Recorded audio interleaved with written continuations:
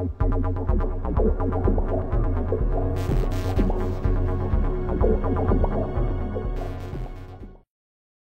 ηλεκτρική δύναμη και το ηλεκτρικό φορτίο. Μια 5λεπτη παρουσίαση που αφορά κυρίως τη φυσική της τρίτης γυμνασίου. Οι αρχαίοι Έλληνες ανακάλυψαν μια περίεργη δύναμη. Το ήλεκτρο ή αλλιώς το κεχρυμπάρι, που είναι απολιθωμένο ρετσίνι από το πεύκο, αν το τρίψεις με μάλινο ύφασμα, έλκει, δηλαδή τραβάει από απόσταση, ελαφριά αντικείμενα. Αυτή η δύναμη ονομάστηκε ηλεκτρική. Μπορούμε να κάνουμε κι εμείς ένα ανάλογο πείραμα. Παίρνουμε ένα πλαστικό στυλό και το τρίβουμε σε ένα μάλινο ύφασμα. Το πλησιάζουμε έπειτα σε μικρή απόσταση από μικρά κομμένα χαρτάκια. Τα χαρτάκια θα κολλήσουν στο πλαστικό στυλό από απόσταση, λόγω της ηλεκτρικής δύναμης που τους ασκείται. Θα δούμε όμως ότι η ηλεκτρική δύναμη δεν είναι μόνο ελκτική αλλά και αποστική.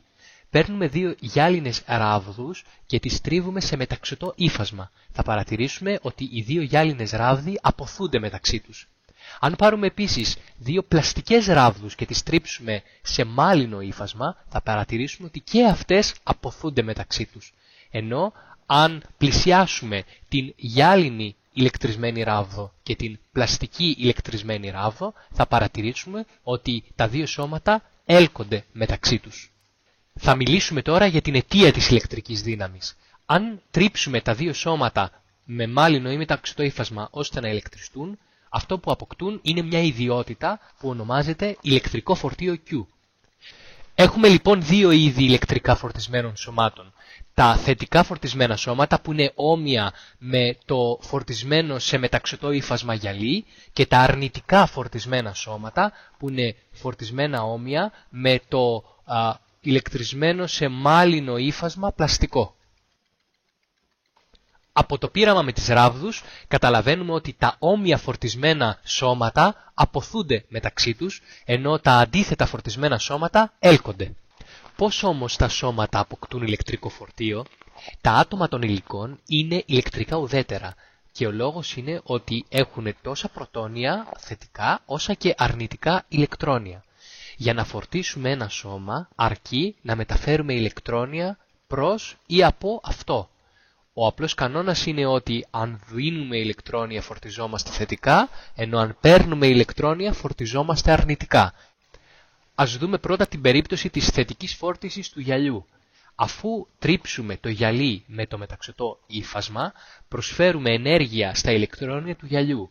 Έτσι το γυαλί χάνει ηλεκτρόνια και φορτίζεται θετικά, ενώ το ύφασμα παίρνει ηλεκτρόνια και φορτίζεται αρνητικά.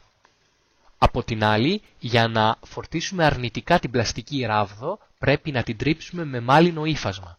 Τότε, ηλεκτρόνια από το ύφασμα μεταφέρονται στην πλαστική ράβδο. Η πλαστική ράβδος παίρνει ηλεκτρόνια και έτσι φορτίζεται αρνητικά, ενώ το ύφασμα χάνει ηλεκτρόνια και φορτίζεται θετικά. Πώς μετράμε όμως το ηλεκτρικό φορτίο? Μονάδα μέτρησης του φορτίου είναι το 1 κουλόμπ, προς τιμήν του Γάλλου φυσικού κουλόμπ. Επειδή, όπως είδαμε, το φορτίο εξαρτάται από τον αριθμό των ηλεκτρονίων που παίρνουν ή δίνουν τα άτομα ενός υλικού, καταλαβαίνουμε ότι το μικρότερο φορτίο που υπάρχει στη φύση είναι αυτό του ηλεκτρονίου και είναι ίσο με -1,6 επί 10⁻19 κουλόμπ. Αν διαιρέσει κανείς το φορτίο ενός ηλεκτρισμένου υλικού με το φορτίο του ενός ηλεκτρονίου, τότε μπορεί να βρει πόσα ηλεκτρόνια πήρε ή έδωσε το υλικό αυτό για να φορτιστεί. Για παράδειγμα, φορτίο ενός κουλόμπ σημαίνει ότι το υλικό πήρε ή έδωσε 6,2 επί 10⁻18, δηλαδή περίπου 6 πεντάκις εκατομμύρια ηλεκτρόνια. Τέλος, θα δούμε τη σχέση μεταξύ ηλεκτρικής δύναμης και φορτίου. Έχουμε δύο φορτία, το Q1 και το Q2, είτε αντίθετα φορτισμένα, είτε όμοια φορτισμένα, που βρίσκονται σε απόσταση R. Τότε μεταξύ τους αναπτύσσεται είτε ελκτική είτε αποστική δύναμη F. Ο νόμος του Κουλόμπ μας λέει ότι η δύναμη ηλεκτρική είναι ανάλογη του γινωμένου των δύο φορτίων και αντιστρόφως ανάλογη του τετραγώνου της μεταξύ τους απόστασης, σύμφωνα με τον τύπο F ίσον K επί Q1 επί Q2 προς R τετράγωνο. Το K, το K, είναι η ηλεκτρική σταθερά που εξαρτάται από το υλικό ανάμεσα στα δύο φορτία και για τον αέρα είναι ίσο με 9 επί 10 στην 9 νιούτον επί μέτρα τετράγωνο ανά κουλόμβ στο τετράγωνο. Ελπίζοντας να είχε ενδιαφέρον η παρουσίαση αυτή, σας προσκαλώ στην ιστοσελίδα ifysiki.blogspot.com για σχόλια και παρατηρήσεις.